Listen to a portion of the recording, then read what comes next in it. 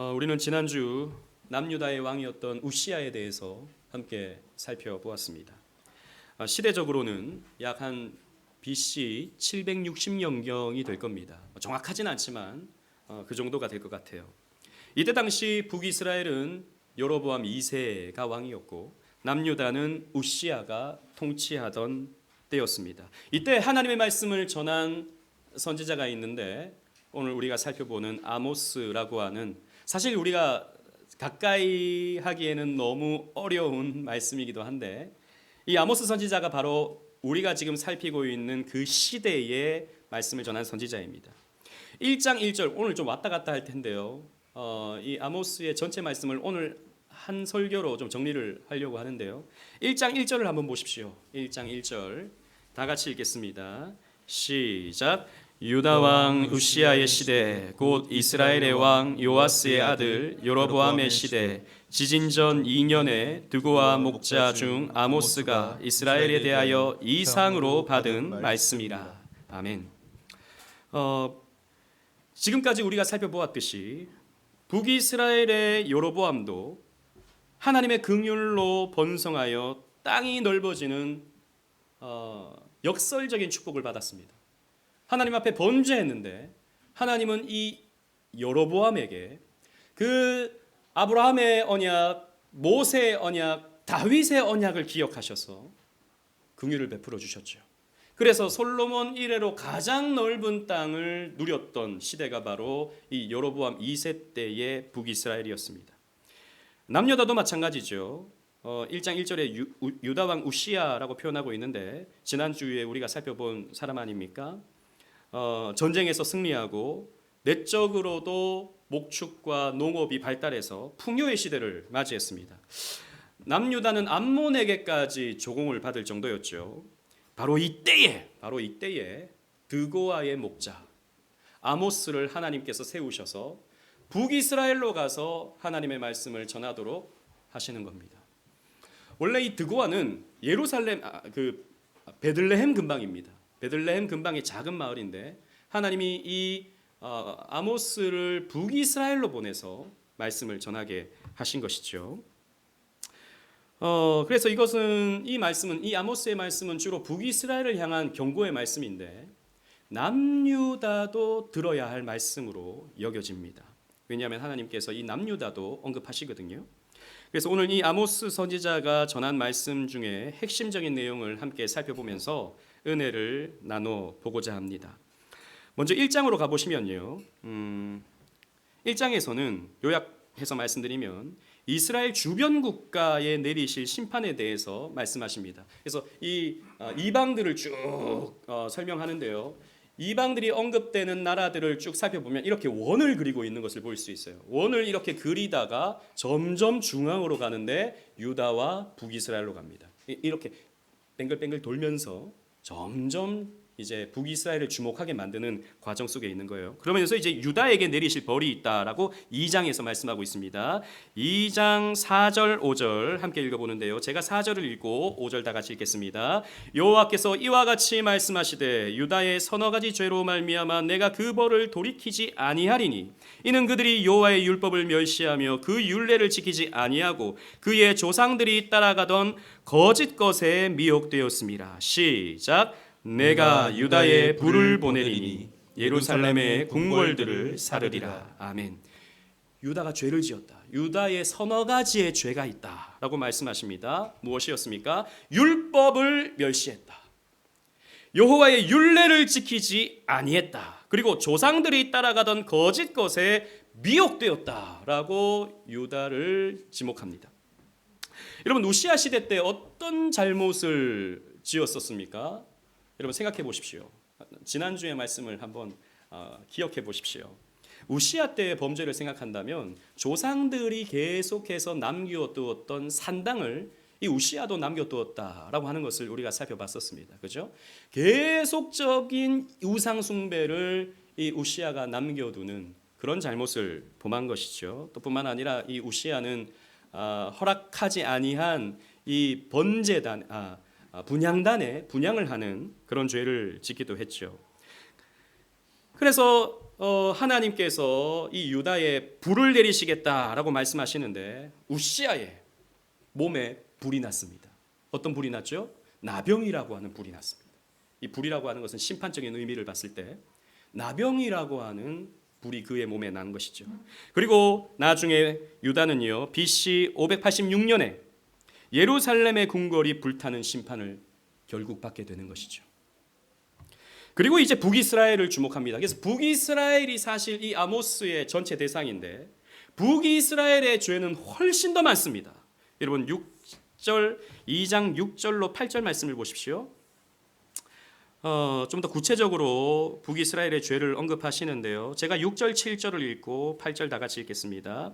여호와께서 이와 같이 말씀하시되 이스라엘의 서너 가지 죄로 말미암아 내가 그 벌을 돌이키지 아니하리니 이는 그들이 은을 받고 의인을 팔며 신한 켤레를 받고 가난한 자를 팔며 힘없는 자의 머리를 티끌 먼지 속에 발로 밟고 연약한 자의 길을 굽게 하며 아버지와 아들이 한 젊은 여인에게서 다녀서 내 거룩한 이름을 더럽히며 시작 모든 제단 옆에서 전당 잡은 옷 위에 누우며 그들의 신전에서 벌금으로 얻은 포도주를 마심이니라. 아멘.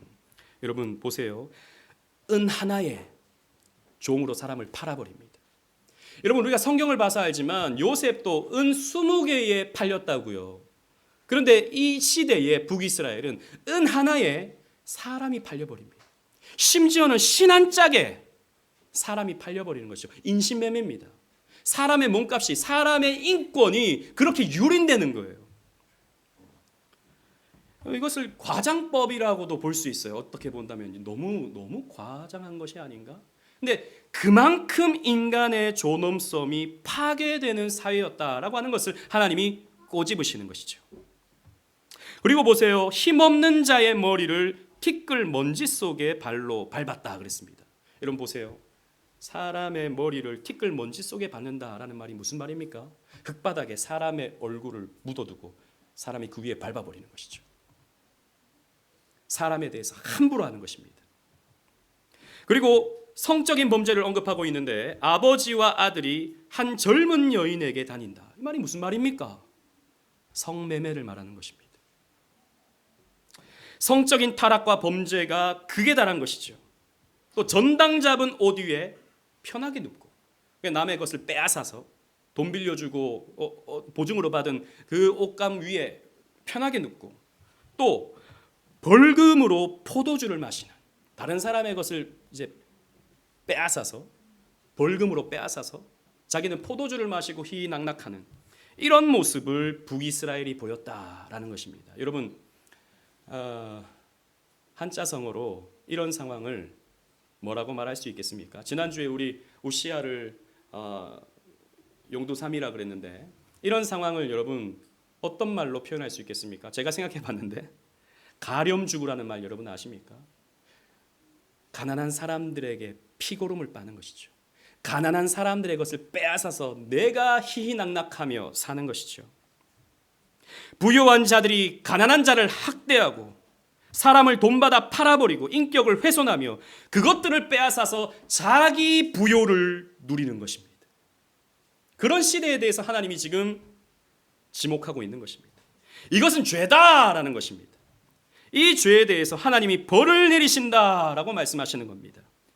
이렇게 북이스라엘의 죄는 남유다의 죄보다 훨씬 더 많았습니다. 그래서 하나님이 어떤 징계를 내리시는가, 어떤 벌을 내리시는가 2장 13절로 16절 말씀을 보십시오. 제가 13절부터 15절을 읽고 16절 다 같이 읽겠습니다. 보라, 곡식단을 가득히 실은 수레가 흙을 누름같이 내가 너희를 누르겠다. 여러분 보세요.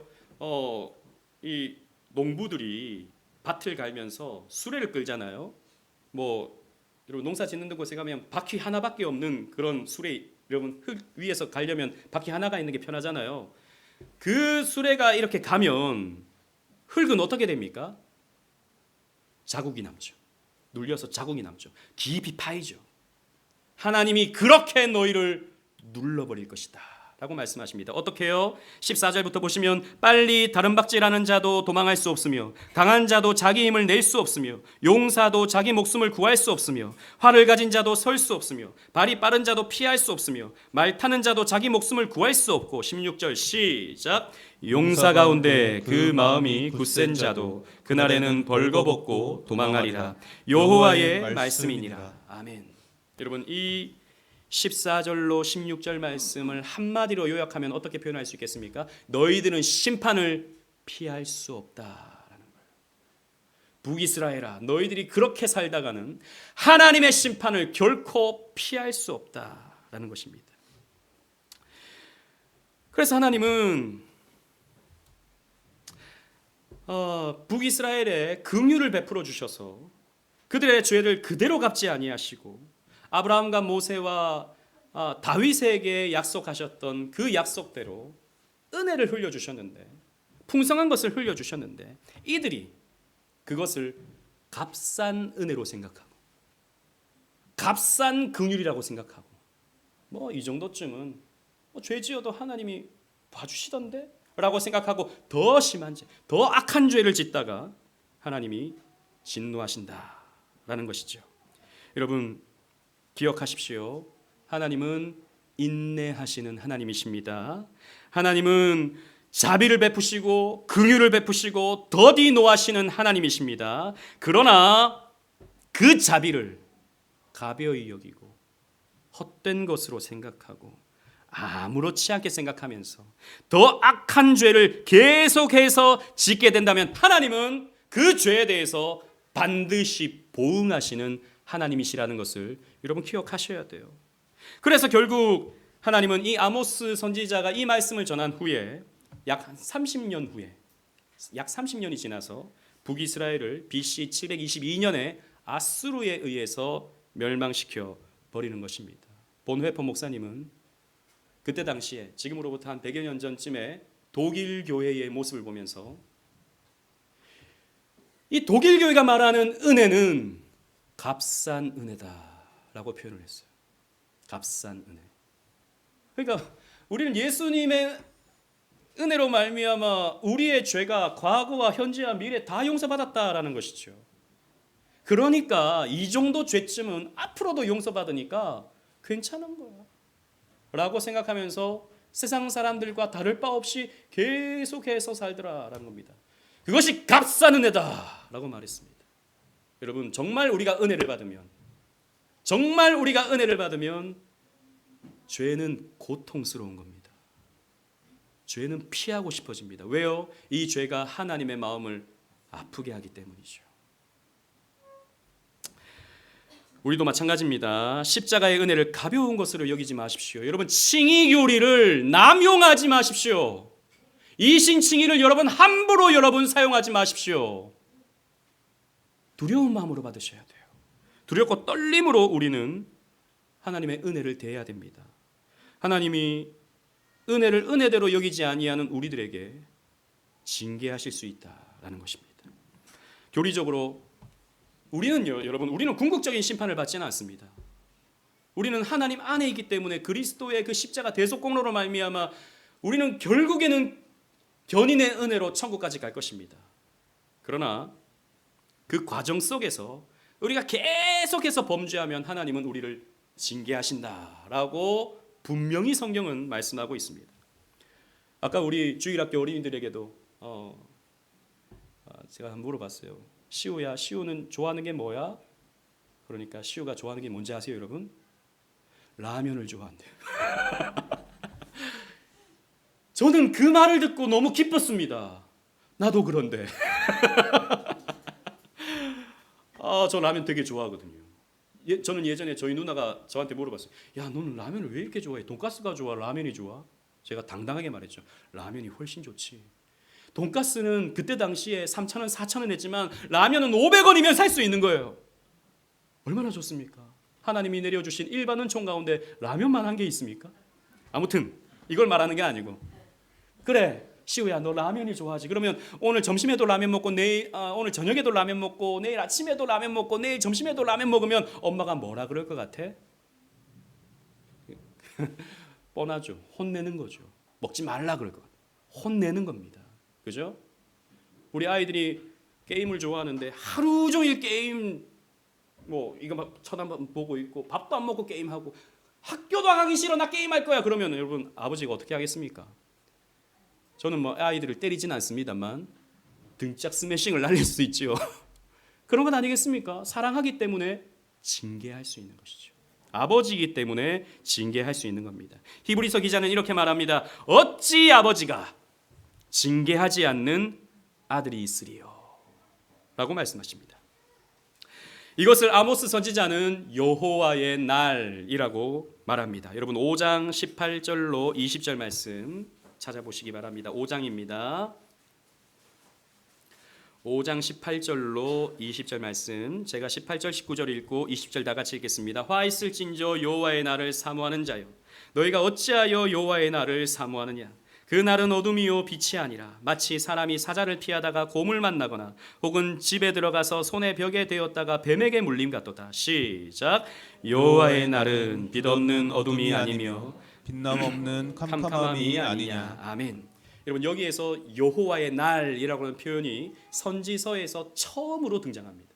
이 아모스서가 시기적으로 보면 제일 앞서거든요. 여호와의 날이라는 표현이 선지서 곳곳에 기록되고 있거든요. 이사야, 예레미야, 에스겔, 요엘, 오바댜, 스바랴, 말라기 선지자들이 다 여호와의 날이 다가온다라고 표현합니다. 그런데 일부의 선지자들은 이 여호와의 날을 영광의 날로 표현합니다. 영광의 날. 여호와께서 빛을 비추시는 날. 그런데 또 일부 선지자들은 이 여호와의 날이 심판의 날이다라고 말합니다. 어둠의 날이 될 것이다. 여러분 빛나는 날, 어둠의 날 어떻게 한 날이 동시에 빛남과 어둠이 함께 할 수 있겠습니까? 그런데 여러분 이것이 바로 하나님의 영광의 특징입니다. 하나님의 영광이 의인에게 비치잖아요. 그러면 그것은 축복이 됩니다. 근데 하나님의 영광이 악인들에게 비치잖아요. 그러면 그 하나님의 영광은 심판이 되는 것입니다. 이것을 우리는 어디에서 또 적용해서 확인할 수 있냐면 하나님의 영광의 다른 표현은 사랑이라고 할 수 있어요. 사랑은 사랑하는 대상을 향해서 한없이 너그럽고 한없이 기쁘고 한없이 좋은 겁니다. 그러나 내가 사랑하는 대상이 외도를 한다면 상상을 한번 해보세요. 내 배우자가, 내 아내가, 내 남편이 외도를 한다면, 내 남자친구가 외도를 한다면 한 번쯤은 그럴 수 있지. 요즘 시대가 그런 거 아니야? 다 그렇게 살던데. 여러분 그렇게 생각하시겠습니까? 한 번쯤은 봐줄 분 여기 계십니까? 난 좀 봐줄 수 있어요. 난 마음이 너그러워요 하는 분 여기 계십니까? 그건 사랑하지 않는 겁니다. 사랑은요 잘못된 왜곡된 사랑 앞에서 분노하는 것이죠. 똑같은 사랑인데, 그죠? 사랑하는 대상을 향해서는 한없이 너그럽지만 왜곡된 사랑 앞에서는 분노하는 겁니다. 하나님이 그렇죠. 하나님이 그러십니다. 하나님은 여러분 기억하십시오. 사랑의 하나님이십니다. 그러나 사랑의 하나님이시기 때문에 하나님은 질투하시는 하나님이세요. 하나님은 빛으로 우리를 인도하시지만 하나님은 그 불로 소멸하시는 하나님이십니다. 똑같은 하나님이에요. 그러나 악인에게 대하는 것과 의인에게 대하는 것이 다른 것입니다. 여호와의 날은 여호와의 영광이 비치는 날입니다. 그러나 이 영광이 북이스라엘에게는 심판으로 나타날 것이다 라고 경고하고 있는 것입니다. 그러나 하나님은요 정말 끝없이 이스라엘 백성들에게 기회를 주시는 하나님이십니다. 이 심판을 예언하시지만 너희들이 이 심판을 피할 수 없을 것이다 라고 경고하시지만 또 동시에 하나님은요 이렇게 말씀하십니다. 5장 4절로 가보십시오. 5장 4절 다 같이 읽겠습니다. 시작. 여호와께서 이스라엘 족속에게 이와 같이 말씀하시기를 너희는 나를 찾으라 그리하면 살리라. 아멘. 이스라엘 백성들에게 하나님은 이 여지를 주십니다. 내 백성아, 너희들은 지금 이대로 간다면 심판을 피할 수는 없을 것이다. 그러나 살 방법이 있는데 나를 찾으라 라는 거죠. 여러분 지난주에 우리 우시아에 대해서 살펴봤었는데 우시아가 초기에 복을 받았던 까닭이 무엇이었습니까? 스바냐의 도움 때문에, 스가랴의 도움 때문에 여호와를 찾았다 그랬습니다. 여호와를 찾다라는 표현, seek이라는 표현은 여호와께 구하고 여호와께 묻고 여호와를 늘 향하는 그런 삶이었다라고 지난주에 우리가 말씀을 나누지 않았습니까? 그렇게 된다면, 너희들이 그렇게 돌이켜서 나를 찾는다면 내가 너희들을 살려줄 것이다 라고 하나님 말씀하세요. 하나님은요, 우리를 심판하기를 기뻐하시는 하나님이 아닙니다. 언약 백성들이 심판하는 것을 좋아하시는 하나님이 아닙니다. 하나님의 마음은 재앙이 아니요 평안입니다. 하나님의 마음은 심판이 아니요 구원이십니다. 예레미야 선지자를 통해서 하나님 그렇게 말씀하셨죠. 그래서 하나님은 이 이스라엘의 위선을 꼬집으면서 이 문제를 해결하라고 말씀하십니다. 여러분 5장 21절로 23절 말씀 보십시오.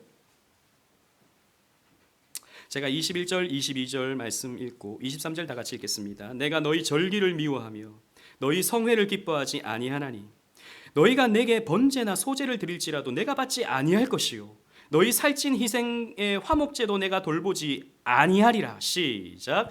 내 노랫소리를 내 앞에서 그칠지어다 내 비파 소리도 내가 듣지 아니하리라. 아멘. 이스라엘 백성들이 이렇게 가난한 자들, 약한 자들을 압제하고 피고름을 빨았음에도 불구하고 이들이요 놀랍게도 절기를 빼먹지 않았어요. 하나님 앞에 드려야 할 성회로 모였습니다. 번제도 드리고 소제도 드리고 화목제도 드렸어요. 그런데 하나님 뭐라고 말씀하십니까? 내가 그 예배를 기뻐하지 않는다라고 말씀하십니다. 내가 그 제물을 받지 않는다라고 말씀하십니다. 내가 너희를 돌아보지 않는다라고 말씀하십니다. 내가 듣지 않는다. 남의 것을 빼앗아서, 가난한 자들의 것을 빼앗아서, 약한 자들의 것을 압제하여서 그걸 가지고 제물로 바치고 있느냐? 나는 그 제물을 받지 않겠다. 그 예배를 받지 않겠다라고 말씀하십니다. 백성들의 위선, 백성들의 이 외식, 가식, 이것을 하나님께서 경멸하신다라고 말씀하고 있는 거죠. 여러분 저는 학생 때, 제가 고등학생 때 1999년도에 제가 자료를 찾아보니까 아주 유명한 청문회가 있었어요. 올 로비 사건 청문회, 여러분 기억하십니까? 신동아 그룹의 회장님이 당시 검찰총장에게 수천만 원짜리 옷을 로비로 한 거예요. 그 회사의 문제를 좀 해결해 달라고, 처벌하지 말아 달라고 옷을 로비한 거죠. 그래서 그때 앙드레 김이, 여러분 기억하십니까? 증인으로 나왔잖아요. 당신 이름이 뭡니까? 그러니까 앙드레 김입니다. 그랬다가 본명요, 그러니까 김봉남입니다. 그랬던 거 여러분 기억하시잖아요. 그 로비 사건. 근데 여러분 그 로비 사건의 핵심 뭐랄까요? 그 핵심 인물들이 다 기독교인들이었습니다.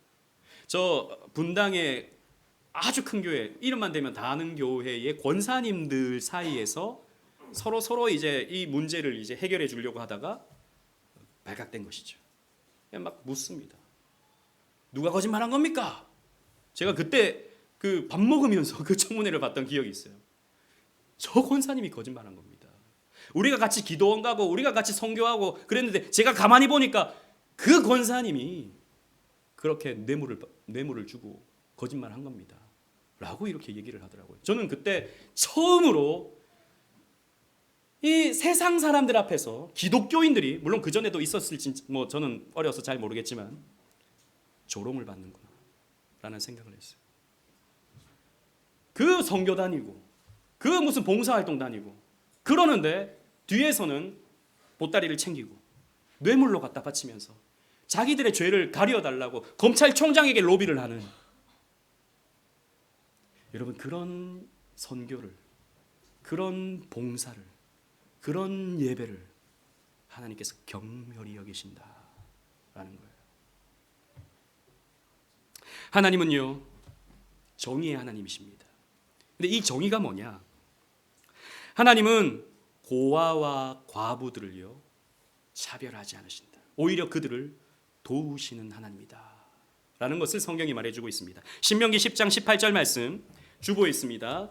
우리 다 같이 한번 읽어보도록 하겠습니다. 하나님은 어떤 하나님이시냐? 다 같이 읽겠습니다. 시작. 고아와 과부를 위하여 정의를 행하시며 나그네를 사랑하여 그에게 떡과 옷을 주시나니. 아멘. 보세요.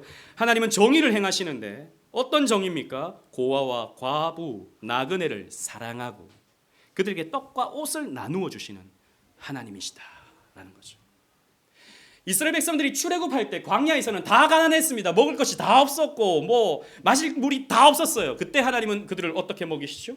하늘의 만나와 메추라기, 반석에서 솟아나는 물을 통해서 그들에게 공급해 주셨습니다. 그런데 가나안 땅에 딱 들어오잖아요. 가나안 땅에 딱 들어오면 이제는 어떻게 가난한 자들을 먹이시는가? 농사를 지으면 모퉁이는 남겨둬야 되죠. 왜 남겨둡니까? 가난한 자들이 가져갈 수 있도록. 추수를 하다가 떨어진 것들이 있습니다. 그럼 어떻게 해야 됩니까? 가난한 자들이 가져가도록 남겨둬야 되는 거예요. 열매를 수확하다가 떨어진 것이 있습니다. 그럼 어떻게 해야 되죠? 그 열매를 남겨둬야 돼요. 가난한 자들이 가져갈 수 있도록, 먹고 살 수 있도록. 그리고 안식년이 되면 농사를 짓지 않아도 생겨나는 이런 것들은 다 가난한 자들이 가져가도록 추수하지 말았어야 돼요. 하나님은 그것뿐만 아니라 11조를 통해서 그 11조를 함께 나눔을 통해서 가난한 자들이 먹고 살 수 있도록 배려해야 된다라고 말씀하십니다. 이것이 정의다라고 말씀하시죠. 그래서 이스라엘 백성들은요, 가나안 땅에 구제의 청지기로 부름을 받는 거예요. 구제의 청지기.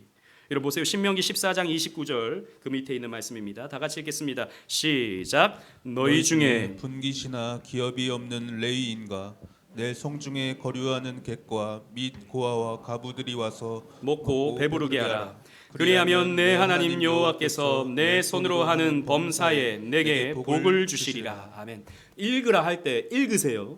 안 읽는 분들이 있어. 우리 하나님 말씀을 읽음을 통해서 내가 기억하는 겁니다. 읽음을 통해서 내가 주목하는 것입니다. 그래서 하나님은 이 아모스 선지자를 통해서 정의와 공의를 바르게 세우라라고 말씀하십니다. 24절 오직 정의를 물같이 공의를 마르지 않는 강같이 흐르게 할지어다라고 하나님 말씀하시죠. 여기서 말하는 정의라는 말은 히브리어로 뮤시파트라는 말입니다. 이게 여러분 세상에서 말하는 정의와 달라요. 세상에서 말하는 저스티스와 다릅니다. 물론 뭐 어느 정도 비슷하다고 할 수 있지만 이 말은 무슨 말이냐면 재판과 주로 함께 사용되는 단어입니다.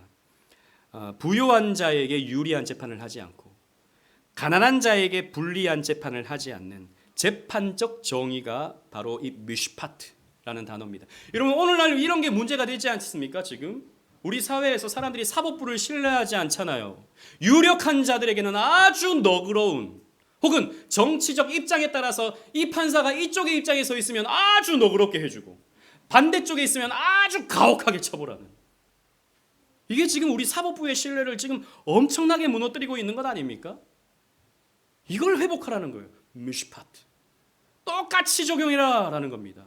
가난한 자에게 부유한 자에게, 유력한 자에게 힘없는 자에게 똑같이 법대로 그대로 판결해줘야 된다라고 말씀하고 있는 거죠. 이것의 초점은 가난한 자들을 차별하여 재판하지 말라라는 것입니다.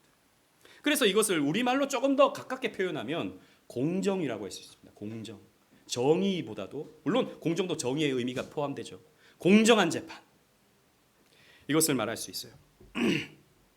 여러분 최근에 재밌게 보는 드라마 중에 폭삭수가수다라는 드라마가 있지 않습니까? 많이들 보는 걸로 저도 알고 있는데 저도 3회까지 봤어요. 3회까지.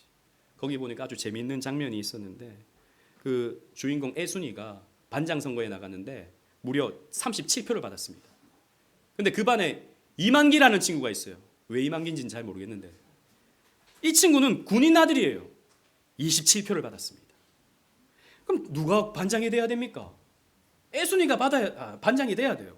그런데 이만기 아버지가 크림빵을 돌린 거죠. 반장 선거 전에 크림빵을 탁 돌린 겁니다. 뿐만 아니라 바닥 맨질맨질할 수 있도록 양초를 이렇게 나눠준 거예요. 양초로 바닥 닦은 거예요. 그러니까 선생님이 반장은 이만기가 해라 라고 한 거죠. 그러니까 애순이가 억울하다고 이거는 공정하지 않다고 난리를 치죠. 근데 선생님의 그 대답이 더 과간입니다. 원래 반장은 물신양면으로 준비된 사람이 하는 거야. 크림빵 먹고 크림빵 다 먹은 37명이 애순이를 찍은 게 부도덕한 거야. 라고 이렇게 말하는 거 여러분 보셨잖아요? 안 본 것처럼 다 이렇게. 여러분 이게 뭡니까? 정의롭지 않은 거죠. 이건 불공정한 것입니다. 여러분 최근에 선거관리위원회 물론 저는 부정선거 이런 걸 얘기하려고 하는 게 아니라 거기에서 일어났던 감사가 거기는 진행되지 않으니까 이때까지 가족들 친인척들이 다 채용되어 있는 거예요. 그러니까 좀 고위직 사람들이 자기 아들, 자기 딸 이런 사람을 특별 채용으로 다 채용해 놓은 거예요. 우리 선관위는 원래 가족 회사다 이런 말을 서슴지 않고 하는 거예요. 여러분 이것이 무엇입니까? 불공정한 것입니다. 이것이 불이익가 되는 것이죠. 유력한 사람들이 해먹고 가난한 사람들의 기회를 박탈시켜 버리는 것. 이런 것들이 여러분 불이익가 되는 것입니다. 당시 이스라엘이 그러했다. 이스라엘은 더 노골적이었다라는 것이죠. 가난하고 힘없는 사람이 재판에서 종으로 팔려가 버리고 함부로 죽고 함부로 벌 주는 사회. 돈 있고 힘 있는 사람은 관직을 얻고 가난한 자를 사지로 몰아버리는 사회. 이스라엘이 그랬던 것입니다. 그리고 하나님이 말씀하시는 공의라고 하는 것은요 히브리어로 제다크라는 말입니다. 제다크. 이 말은 의로움, 하나님의 공의를 표현할 때 사용되는 단어인데요. 이 말은 근데 여러분 죄를 짓지 않는 이런 것을 말하기보다도 사실 성경에서 말하는 의로움과 세상에서 말하는 의로움은 조금 다릅니다. 성경에서 말하는 의로움은요 관계를 통해서 얻는 의예요. 관계를 통해서 얻는 의.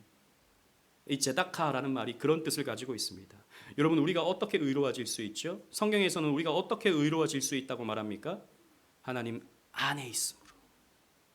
그리스도 십자가 공로 안에 있음으로 그리스도와 연결됨을 통해서 우리가 의로울 수 있다라고 성경은 우리에게 말하고 있죠. 그것이 바로 의입니다. 칭의적인 의로움.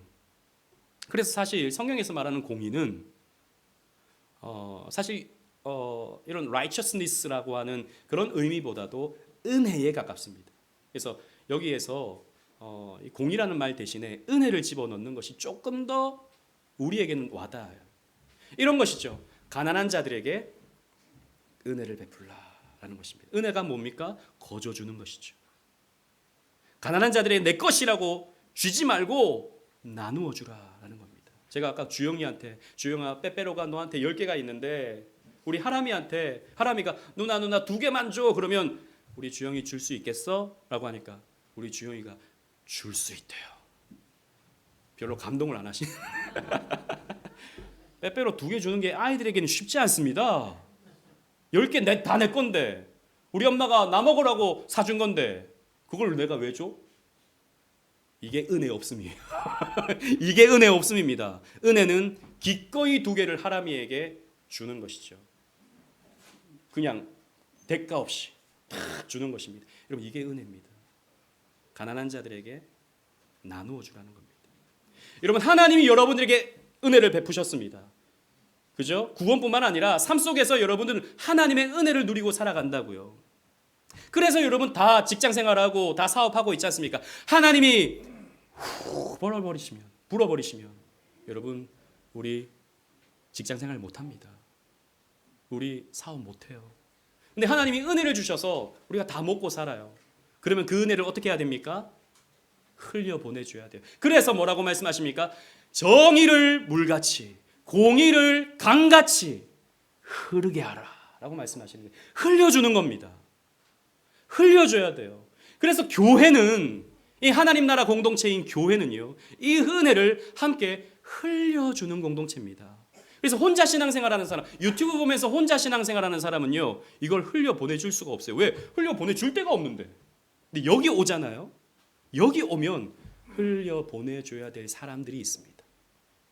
그래서 여러분들은 정의와 공의를 흘려 보내줄 수 있죠. 그러나 여러분 오늘날 많은 사회 운동하는 그리스도인들 혹은 사회 활동하는 목사님들이 이 말씀을 가지고 어떤 정치적 구호로 삼거나 사회 운동의 모토로 삼는 경우가 꽤나 많은 것을 볼 수 있습니다. 재밌는 것은 이번에 탄핵 시국 속에서 야당을 지지하는 사람도 이 말씀 가지고 하고 여당을 지지하는 사람도 이 말씀 가지고 사회 정의, 정의와 이 공의가 흐르게 해야 된다고 이렇게 외칩니다. 그러나 여러분, 성경에서 말하는 이 정의와 이 공의는 물론 이 사회를 우리가 더 바르게, 이 교회가 이 세상의 도덕적 기준이 되어서 이 사회의 도덕적 수준을 올려줘야 하는 그런 사명이 분명히 교회에 있지만, 우리가 살아가는 이 세상은 타락한 세상입니다. 죄로 물든 세상입니다. 악으로 기울어지는 세상입니다. 그래서 여러분, 우리가 아무리 이 사회를 정의롭게 만들려고 해도 정의로워지지 않습니다. 공의로워질 수가 없어요. 저는 정치인들이 늘 나와서 사회를 정의롭게 하겠다, 국가를 정의롭게 어떻게 하겠다라고 말하면 정말 그렇게 되기를 바라지만 듣기 좋은 소리를 하는구나 라는 그런 생각을 할 때가 많습니다. 물론 그분은 진심일 수 있겠죠. 그러나 여러분, 그렇게 되지 않습니다. 인간은요, 타락한 본성을 가지고 있어요. 전적 부패한 사람들이고 전적 부패한 사람들이 모인 사회입니다. 여러분, 지금 미국을 보십시오. 저는 미국을 굉장히 존중하는 사람입니다. 미국이 우리 한국에 끼친 선한 영향은 말로 다 할 수 없다고 생각합니다. 미국은 지난 몇십 년 동안 세계 경찰로서 나름 세계를 섬기는, 물론 어떻게 보느냐에 따라서 다를 수 있지만 제가 볼 때는 그래도 나름 섬기는 어떤 자세를 가졌다고 생각합니다. 그래서 사실 우리나라가 가장 큰 혜택을 받다고도 볼 수 있죠. 근데 지금 미국은요, 우리만 잘 살겠다고 말합니다. 안 나눠주겠다고 말하죠. 저는 미국이 저런 식으로 하면 하나님이 복을 안 주실 것 같아요. 제 마음에, 물론 제 생각입니다만, 많이 가졌으면 많이 베풀어야 되는 것이죠. 이게 여러분 공의와 정의가 되는 것입니다. 그런데 이 사회는 우리가 아무리 정의와 공의를 세우려고 해도 안 된다라는 것입니다. 속지 마세요. 여러분, 정치 구호에 속지 마시고 정치에 너무 여러분 마음을 두지 마시기 바랍니다. 우리가 마음 두어야 될 것은 어디에 있습니까? 여러분, 이 아모스의 결론을 봅시다. 이 아모스 9장 11절에 가면 하나님이, 9장을 나중에 한번 읽어보세요. 하나님이 새로운 인물을 보내줄 것이다 라고 말씀하십니다. 9장 11절 말씀 주보에도 있고 성경을 펴서도 함께 읽어보도록 하겠습니다. 시작. 그날에 내가 다윗의 무너진 장막을 일으키고 그것들의 틈을 막으며 그 허물어진 것을 일으켜서 옛적과 같이 세우고. 아멘. 하나님이 다윗과 같은 장막을 다시 세울 것이다 라고 말씀하십니다. 누구를 통해서요? 그렇죠, 예수 그리스도를 통해서. 다윗의 후손으로 오시는 예수님을 통해서 공의와 정의가 다시 세워지게 될 것이다 라고 말씀하십니다. 그래서 여호와의 날의 현실은 무엇이냐? 그리스도의 초림입니다. 그래서 예수님께서 오셔서 영광을 나타내시는데, 예수님께서 오셔서 처음 하신 말씀이 회개하라, 천국이, 하나님 나라가, 하나님의 통치가 가까웠다라는 말씀이죠. 그래서 예수님은요, 약한 자들을 돌보시는 모습으로 섬기십니다. 마태복음 4장 24절 말씀 보십시오. 그의 소문이 온 수리아에 퍼진지라 사람들이 모든 앓는 자, 곧 각종 병에 걸려서 고통당하는 자, 귀신 들린 자, 간질하는 자, 중풍병자, 이런 사람들은요, 어떤 사람들이냐? 가난한 사람들이에요. 병들어서 가난한 사람들, 남의 도움을 받지 못하는 사람들, 소외되는 사람들입니다. 그런데 예수님께서 이들을 찾아가셔서 이들에게 공의를 베풀어 주시는 거죠. 은혜를 베풀어 주시는 것이죠. 그리고 예수님은요, 정의로운 심판을 하십니다. 부요한 자, 기득권자들, 위선과 외식에 빠진 자들에게 심판을 선언하십니다. 마태복음 19장 23절 다 같이 읽겠습니다. 시작. 예수께서 제자들에게 이르시되 내가 진실로 너희에게 이르노니 부자는 천국에 들어가기가 어려우니라. 아멘. 여기서 말하는 부자는 그저 돈 많은 사람을 말하는 게 아니고 남의 것을 빼앗아서, 남의 것을 착복해서 이기적인 방법으로 부자가 된 사람들을 말합니다. 이런 자들은 천국에 들어갈 수가 없다. 심판하시는 것이죠. 그러므로 여러분, 예수님이야말로 정의와 공의를 세우시는 분이십니다. 그리고 이 예수님을 따르는 교회도 정의와 공의를 세우는 공동체가 되어야 되는 거예요. 그래서 사도행전 2장에 성령 받은 초대교회가 어떤 모습으로 나타납니까? 자기의 것을 자기의 것으로 여기지 아니하고 함께 나누는 공동체. 그래서 가난한 자가 없는 공동체. 그게 여러분 초대교회였습니다. 정의와 공의가 세워지는 것이죠. 그리고 예수님은요, 다시 오실 것을 약속하셨습니다. 산자와 죽은 자를 어떻게 하러 오셔요? 심판하러 오시는 것이죠. 예수님은요, 정의를 실현하기 위해서 이 땅에 다시 오십니다. 여러분 기억하십시오. 여호와의 날이 다가오고 있습니다. 산불, 지진, 여러 가지의 난리의 난리, 소문의 소문, 전쟁. 여러분 지금 뭐 어떤 학자들은 이대로 가다가는 전쟁이 일어날지 모르겠다라고 말하는 사람들이 있습니다. 이 무역 갈등이 점점 심해지면 전쟁까지 가는 거죠. 물론 그렇게 되기는 쉽지는 않겠지만 우리는 그런 시대의 징조를 보면서, 물론 그렇다고 해서 당장 주님이 오신다라는 말씀은 아니지만 주님 오심을 우리가 기억해야 되는 것입니다. 주님 오심을 우리는 기억해야 돼요. 저 미얀마의 그 집들이 무너지는 걸 보면서 그렇지, 우리가 잊지 말아야 되지. 이 세상은 무너질 세상이지. 이 세상은 신기루와 같아서 언젠가는 다시 갱신되어져 버려야 될 세상이지. 우리는 저 하나님 나라를 준비하는, 정의와 공의가 세워지는 하나님 나라를 준비하는 하나님의 자녀들이지 라고 하는 것을 생각해야 됩니다. 그러므로 여러분, 여호와의 날이 다가오고 있기 때문에 여호와를 찾으십시오. 하나님께로 돌아오십시오. 하나님의 말씀을 들으십시오. 나를 찾으라, 그리하면 살리라 라고 하는 이 하나님의 음성을 들으시길 바랍니다. 그래서 그리스도의 정의와 공의 안으로 들어오는 저와 여러분들 되시기를 주님 이름으로 축원합니다. 아멘.